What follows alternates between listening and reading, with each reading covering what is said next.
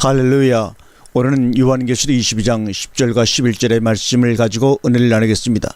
본문을 읽겠습니다. 불의한 자는 그대로 불의를 하고 더러운 자는 그대로 더럽고 의로운 자는 그대로 의를 행하고 거룩한 자는 그대로 거룩되게 하라. 이 본문의 말씀을 가지고 그대로 거룩되게 하라는 말씀을 가지고 은혜를 나눕니다. 불의와 의, 더러움과 거룩. 불의를 행하는 상태가 더러우며 의를 행함의 결과가 거룩입니다.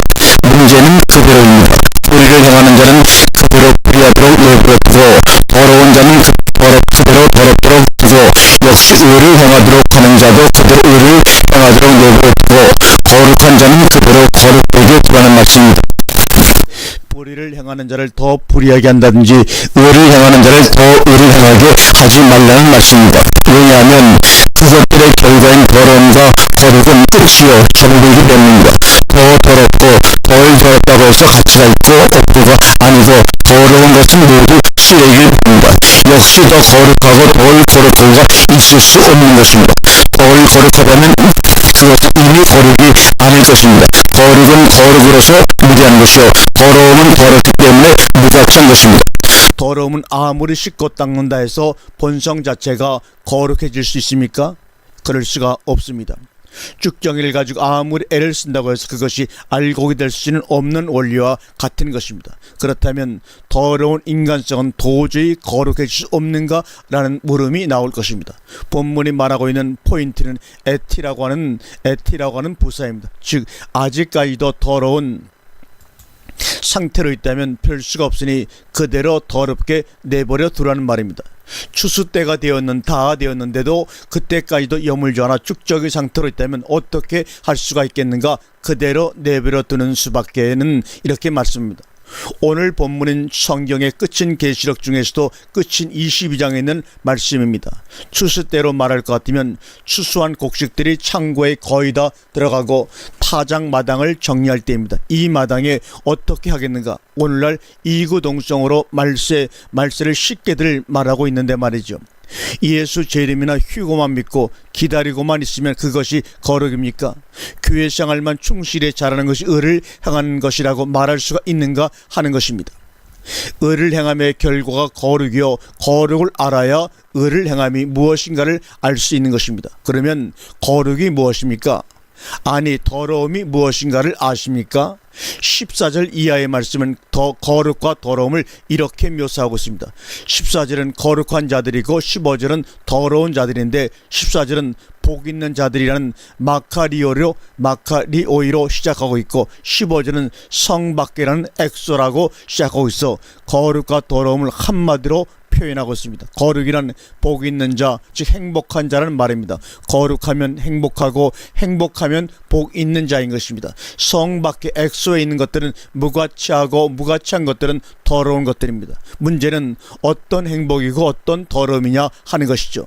행복에도 여러 가지가 있습니다. 돈에 있어서 행복한 것, 공부를 잘해서 행복한, 좋은 대학에 들어간, 대견술 아들을 둔 행복 등등.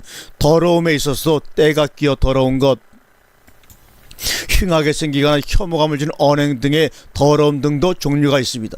14절의 복이 있는 자들을 우리말 성에서는 그들의 두루마리를 빠는 자들로 되었습니다. 그러나 다른 사본들, 특히 신약성의 사본들 중 가장 오래되고 권위 있는 스테판역 사본에는 그의 계명을 행하는 자들, 즉 헬러 본문을 보면 호이 포인 운데스 타스 엔토라스 아우트로 되어 있습니다. 그 의미가 무엇인가를 분명히 표현하고 있습니다. 그의 계명을 행하는 자들. 그러면 그의 계명들을 행한다는 말은 무슨 뜻입니까?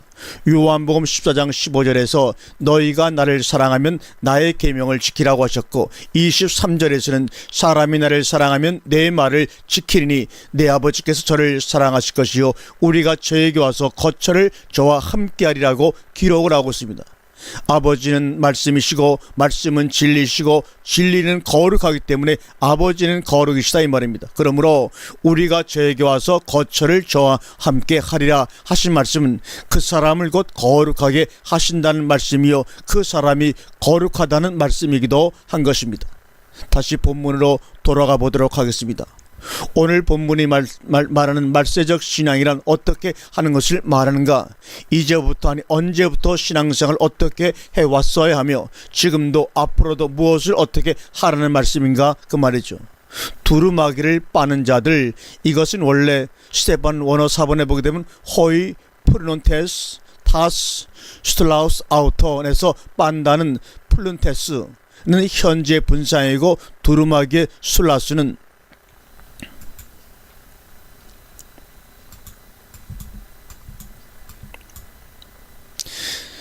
두루마기 스텔라스는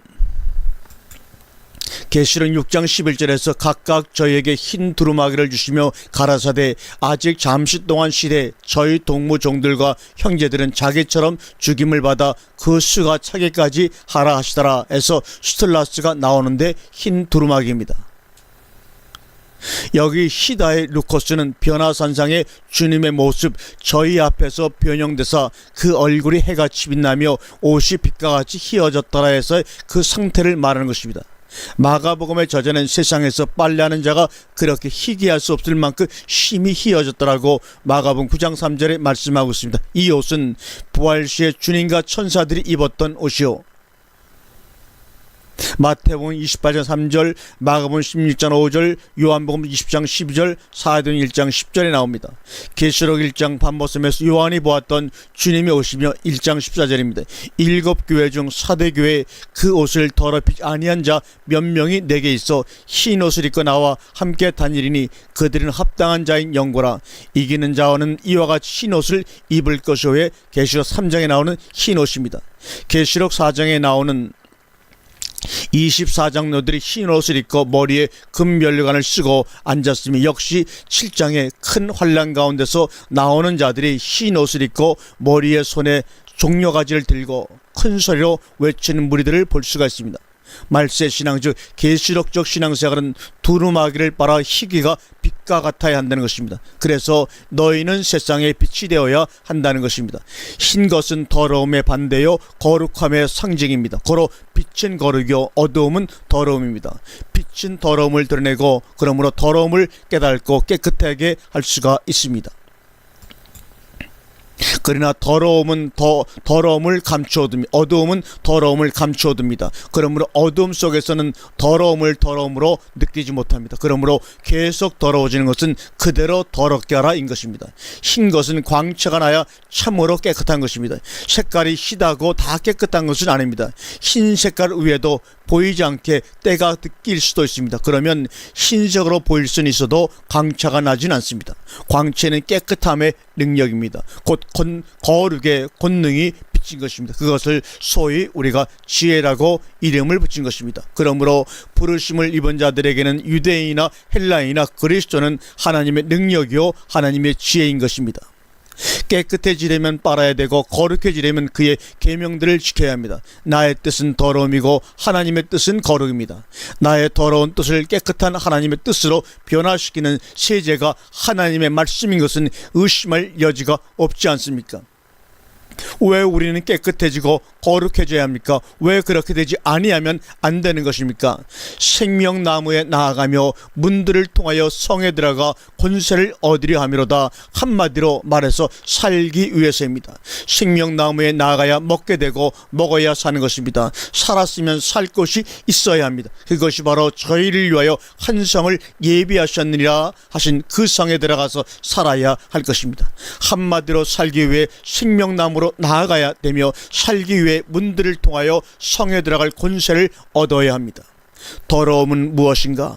개들과 슬객들과 행음자들과 살인자들과 우상 숭배자들과 거짓말을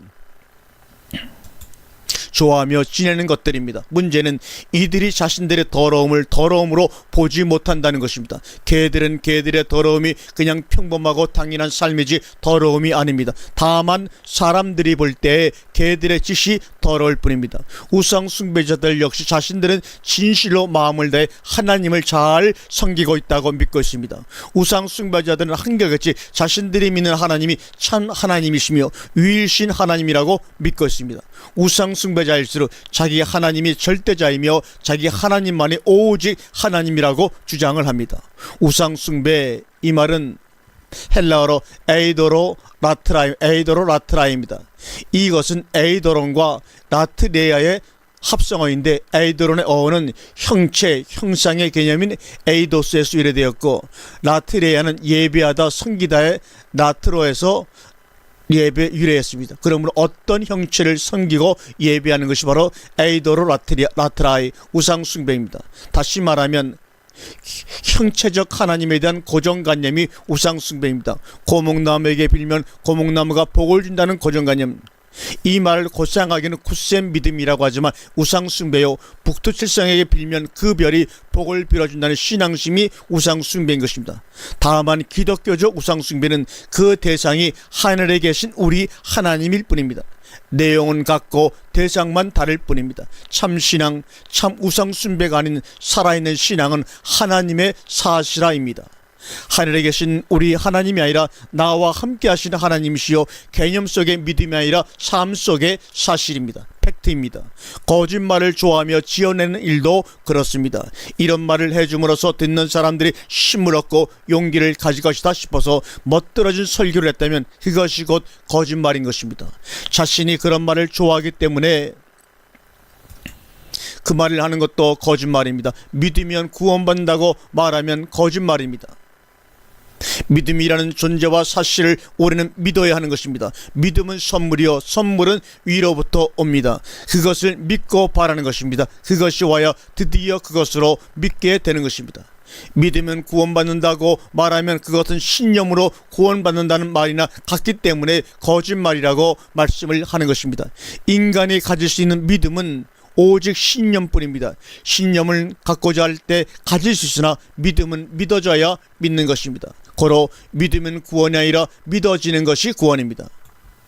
사도행전에서 제자들이 예수의 부활을 믿었기 때문에 믿은 것이 아니라 믿어졌으므로 믿은 것임을 깨달으시기 바랍니다. 믿었기 때문에 믿은 사람들은 목숨을 내어놓을 수가 없습니다. 왜냐하면 거짓이기 때문입니다. 그러나 믿어져서 믿은 제자들은 목숨까지도 바친 것이 아니라 내어놓을 수밖에 없었던 것입니다. 왜냐하면 믿어진 사실이 목숨의 가치보다 더 확실하고 귀하기 때문입니다.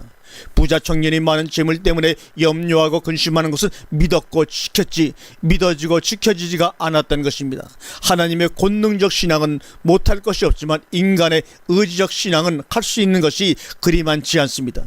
인간의 의지적 신앙은 자기 자신의 것이기 때문에 자기 속에서 꿈틀거리는 많은 가치들이 끊임없이 부딪혀 싸움을 합니다. 그래서 갈등이 그칠 날이 없고 마음의 평안이 없는 것입니다. 고로 재물이 많음으로 이 말씀을 듣고 근심하며 가니라가 되는 것입니다. 인간의 의지적 믿음은 심지어 그 신념적 믿음까지도 많은 재물 가운데 하나입니다. 그러므로 하나님까지도 자기가 가진 재산 목록 중에 한 항목을 차지하고 있는 것뿐입니다. 신자와 불신자 사이의 차이점은 바로 이것입니다. 다른 항목들은 다 똑같습니다. 돈, 재산, 명예, 권세, 자식, 가문, 학력, 건강 등등의 것 중에 하나님 있느냐 없느냐 뿐입니다. 이런 내용들 속에 하나님이라는 항목도 들어가 있다면 그가 믿는 하나님은 그런 차원의 하나님일 뿐입니다. 다시 말하면 재산 목록상의 하나님이라는 말입니다. 기업가가 종업원이 얼마나 있는가 하는 것은 자기를 위해서 돈벌이를 해주는 자기가 얼마나 많은가인 것입니다. 그러므로 종업원은 곧 기업가의 재산 목록에 들어가는 것입니다. 실제로 옛날 군주나 지주들은 노예를 얼마나 거느리고 있느냐가 재산 목록이었습니다. 그 속엔 하나님이라는 항목이 하나 더 들어가 있을 뿐이라고 말한다면 과연 지나친 말을 제가 하고 있는 것일까요? 믿고 싶어서 믿는다든지 나가고 싶은 교회 나가면 안 된다고 말을 해야 합니다. 믿고 싶은 거나 가고 싶은 것은 그 사람의 자유지만 그랬다고 해서 나는 믿는다거나 신앙생활을 하는 것으로 착각해서는 안 되기 때문입니다. 믿어져서 믿어야 되고 해져서 해야 합니다. 믿음이 오면 믿어지는 것처럼 능력이 오면 해지게 되어 있습니다. 의를 행하게 되어지기 때문에 의를 행하게 되고 그러므로 그대로 의를 행하게 하라 하셨습니다. 거룩한 자는 거룩해지기 때문에 거룩해짐으로 역시 그대로 거룩되게 하라 하시는 것입니다. 더러워진 자가 더러워지기 때문에 더러워졌는데 아무리 거룩하게 되어지려고 해도 되어지지 않으면 어떻게 거룩하게 될 수가 있겠는가를 말씀하고 있는 것입니다. 다른 것은 꾸미거나 그런 채라도 할 수가 있지만 거룩이란 내적인 상태인데 거룩한 채 한다고 해서 그것이 거룩이라고 할 수는 없는 것입니다. 다만 거룩한 채 할 뿐입니다. 내면적 진실이 거룩이면 왜 무엇 때문에 거룩한 채 하려고 하겠습니까? 사과가 사과이면 사과인 채 할 필요성이 없는 원리와 같은 것입니다. 예수님은 거룩한 채 안 하셨는데 왜 바리새인들은 거룩한 채를 했겠는가 이 말입니다. 거룩한 채 하는 바리새인들의 그 거룩한 채를 어떻게 주님은 아시고 거룩한 채를 그처럼 신랄히 책망하셨는지요. 바리새인들은 거룩을 좋아한 것이 아니라 거룩한 채를 좋아한 것입니다. 다시 말하면 거짓을 진실보다 더 좋아했다는 것입니다. 더러워졌기 때문에 더러워졌고 불의해졌기 때문에 불의를 행할 수밖에 없는 것입니다. 할 말만을 하면 되는 것입니다. 그러면 안 할 말을 안 하려고 할 필요도 할 말을 안 하려고 할 필요도 없는 것입니다. 더더욱이나 거짓말을 좋아해서도 안 되고 지어내서도 안 됩니다. 기생 라합은 거짓말을 좋아해서 거짓말한 것이 아니라 할 말을 했을 뿐입니다. 그리고 정탐꾼들을 선대한 것뿐입니다. 하나님의 백성인 정탐꾼들을 죽이게 하는 것이 진실이며 선대인가? 지혜로운 거짓말은 거짓말이 아니라 참말입니다. 어리석은 자의 참말은 지혜로운 자의 거짓말보다 더 무가치한 것입니다. 역시 유다의 며느리 다말은 살기 위해서 생명을 택한 방법이지 시아버지를 속이기 위한 행위가 아니었던 것입니다. 진실한 자는 거짓말도 진실로 하고 불의한 자의 진실은 진실도 거짓인 것입니다. 왜냐하면 본성과 내용과 목적이 다 악하기 때문입니다. 거짓말을 좋아하는 본성은 거짓된 본성을 가지고 있기 때문이며 그러므로 또한 거짓말을 지어내기를 좋아할 수밖에 없는 것입니다. 그런 자들은 거짓말이 진리일 수밖에 없으며 그러므로 진실을 말하는 것이 곧 거짓말이 되는 것입니다. 뿐만 아니라 그 말을 믿는 자들 역시 거짓말인 줄 모를 뿐 아니라 진리인 줄로 믿는 것입니다. 계시록 22장 18절과 19절에 나오는 이 책의 예언의 말씀에서 더하거나 지하여 버리면 하는 말씀도 진실과 거짓에 대한 경고의 말씀입니다. 진실은 더하거나 지하려고 하지 않습니다. 오직 거짓만이 더하려 하거나 지하려는 시도를 할 뿐입니다. 요사이 시중에는 누가 계시록 강의를 가장 잘하느냐는 소문이 분부한 모양인데 잘하고 못하고가 어디 있으며 어떻게 하는 것이 잘하는 것인가 저는 그들에게 묻고 싶습니다. 계시록의 본문들은 어떤 시점에 되어질 사실들을 미리 요한에게 계시해 보여주신 내용들입니다. 성경의 애언적 의미는 그것을 잘 풀어 해석을 잘했다는 데 의미가 있는 것이 아니라 그 내용들의 성취에 있는 것입니다. 그러므로 언약의 책이라고 부르는 것 아닌지요. 역시 계시록의 내용들도 그 사실들이 나타나고 이루어질 때 과연 하나님이 역사의 주관자이시며 인류의 통치자이심을 시인하고 고백하며 그 앞에 엎드려 경배하지 아니할 수 없도록 하기 위해 되어질 사실을 미리 기록해 놓은 것입니다. 고로 그 사실들이 나타날 때 확인하고 검증하면 되는 것이지 그 사실들을 미리 알았다든지 제대로 꿰뚫어 맞췄다는 게 중요함이 있는 게 아니라는 것을 그들은 알아야 합니다. 아무리 그런 사실을 미리 알았다 해도 불의한 자는 그대로 불의를 하고 더러운 자는 그대로 더럽고 그런 사실을 몰랐다 해도 의로운 자는 그대로 의로울 수밖에 없고 거룩한 자는 그대로 거룩되는 것뿐입니다. 그것은 역사가 증명을 하고 있지를 않습니까?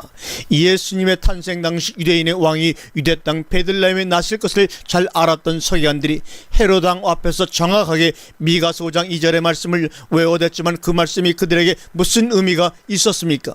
그들은 그런 엄청난 사건이 일어나고 있고 동방박사들은 그를 경배하러 산을 넘고 물을 건너 예물을 준비하여 찾아왔지만 그들만은 불의를 하는 자들은 그대로 불의했으며 더러운 그들은 그대로 더러웠던 것입니다. 어디 그뿐입니까?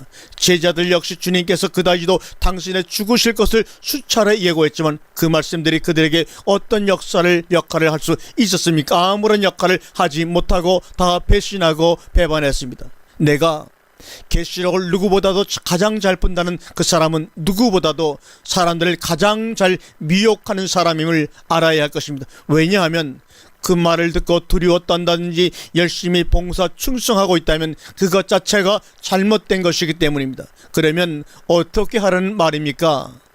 그 말을 들었던지 못 들었던지 이미 을을 향하는 삶과 그 결과로 거룩에 이르는 상태가 되어 있어야 한다는 말입니다. 내용을 아는 것이 중요한 것이 아니요 거룩에 이르는 것이 중요하며 어떤 역할을 하고 있다는 것이 중요한 것이 아니라 그런 역할을 할 수밖에 없는 경지가 중요한 것입니다. 합판 위에 붓을 노린다고 해서 다 그림을 그리는 것이 아니요 막대기를 휘두른다고 해서 다 지휘자가 아닌 것처럼 계시록을 강의를 잘한다고 해서 을을 향하는 자나 거룩히 된다라고 말할 수 없다는 것을 여러분 분명히 하시기 바랍니다. 불의를 향하는 자도 설교를 잘할 수 있고 더러운 자도 계시록을 잘 강의할 수 있다는 것을 우리는 깨달아야 합니다.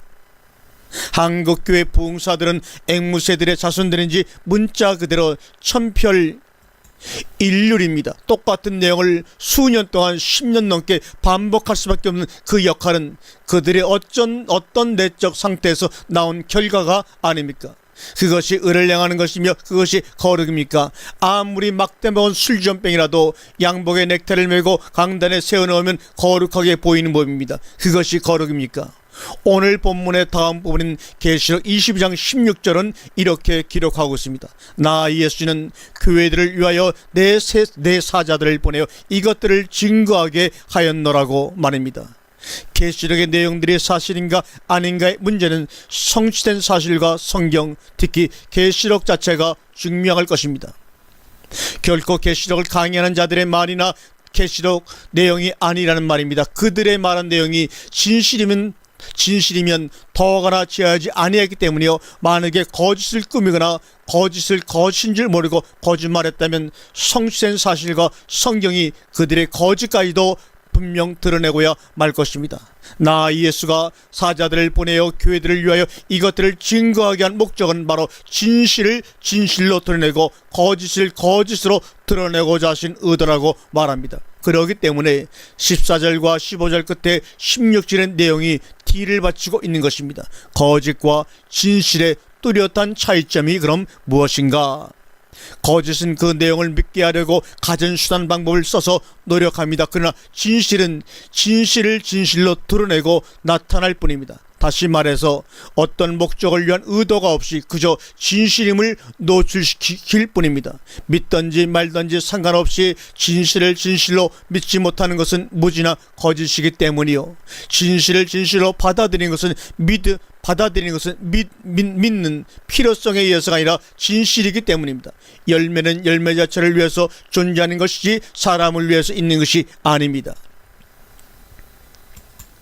열매를 필요로 하는 것은 사람일 수 있으나 그것은 단지 필요로 할 뿐입니다. 진리는 진리이기 때문에 그것은 나만 존재할 뿐입니다. 진리를 필요로 하는 것, 또 진리의 세계에 거짓이란 단어가 없을 뿐더러 진리라는 단어도 사실 없습니다.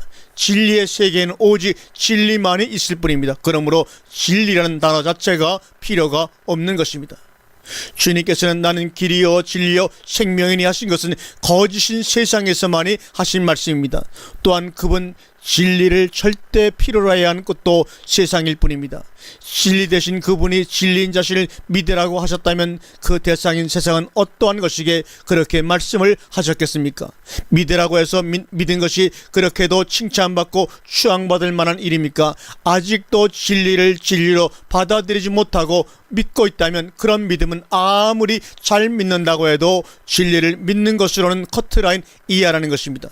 거룩의 문제도 그렇습니다. 우상 숭배하는 자들은 성 밖에 있으리라니까 우상 숭배를 안 하려고 한다고 해서 아니 나는 우상 숭배를 안 한다고 해서 거룩해진 것이 아닙니다. 거짓말을 좋아하며 지어내는 자들이 성 밖에 있으리라니까 거짓말을 안 하려고 노력하는 것이 신앙생활이 아닐 뿐더러 더더욱 거룩이 아니라는 것을 아시길 바랍니다. 아무리 그래 보아도 그것은 본래 우상 숭배나 거짓말의 범죄에서 벗어나지 못하고 있는 것을 차이나고 있을 뿐입니다. 다만 차이점은 하느냐 덜 하느냐 안 하느냐일 뿐이며 한마디로 말하면 본문 15절 안에 다 포함되어 있는 것인즉 성 밖에서 일어나는 일들이란 말입니다. 한 단계 더 뛰어넘어서 14절에 두루마기를 빠는 것도 그렇습니다. 복이 있는 자들이 그들의 두루마기를 빠는가 아니면 복이 있기 위해 두루마기를 빠는가? 두루마기를 빠는 것 자체가 거룩의 상태여 삶입니다. 그것은 하나의 권세가 됩니다. 어떤 권세인가? 문들을 통하여 성에 들어가서 생명나무에 나아갈 수 있는 권세입니다. 신앙의 생활이란 본래 어떤 능동적인 심, 즉 능력이요 권세입니다. 무엇을 할 수 있는 능력은 그것을 가진 사람만의 개인적인 권세인 것입니다. 그 권세는 의를 행할 수 있으며 의를 행할 수 있으므로 의로운 자이며 의로운 자이기 때문에 거룩된 것입니다.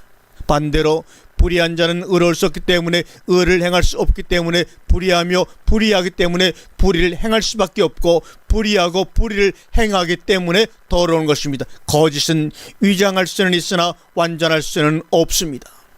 그러나 진실은 위장할 필요성도 없을 뿐 아니라 아름답습니다. 더욱이나 더더욱 싫지만 거룩은 위대합니다.